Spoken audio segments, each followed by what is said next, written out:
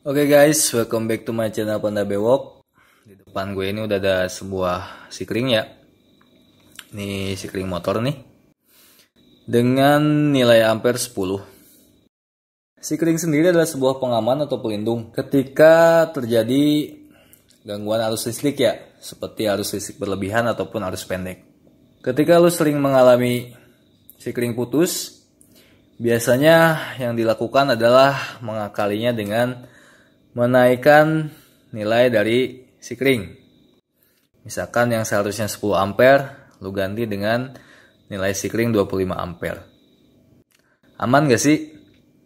Untuk kondisi urgent ataupun darurat, ini masih diperbolehkan ya. Namun untuk jangka panjang, ini akan berbahaya. Bahayanya apa?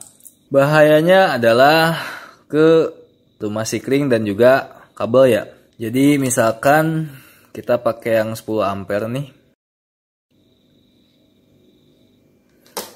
Nah, gue pakai 10 ampere nih. Jadi ketika ada arus yang berlebih, arus di atas 10 ampere, maka sikring ini akan putus ya. Sehingga tidak ada arus yang mengalir ke dalam komponen.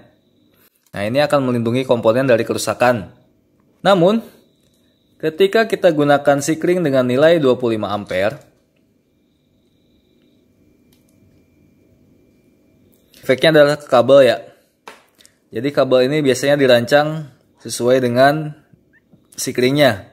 Jadi kita misalkan pakai 10 ampere, biasanya kabel ini daya hantar arus maksimalnya adalah di angka 12 ampere. Jadi ketika lu pakai sikring 25 ampere nih, ketika terjadi arus berlebih di atas 12 ampere, tapi masih di bawah 25 ampere, arus ini masih bisa mengalir ke dalam komponen.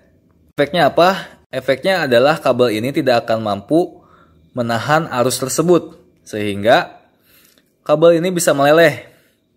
Nah, lelehan ini yang berbahaya ya, karena ini bisa menyebabkan kebakaran pada kendaraan. Terlebih ketika kabel ini berhubungan ataupun berhimpitan dengan kabel lain.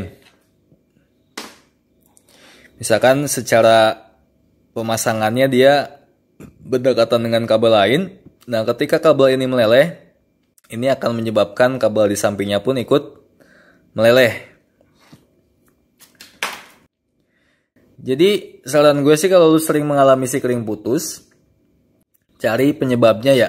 Jangan lu akalin dengan mengganti nilai sikring dengan nilai sikring yang lebih tinggi, karena resikonya akan lebih besar.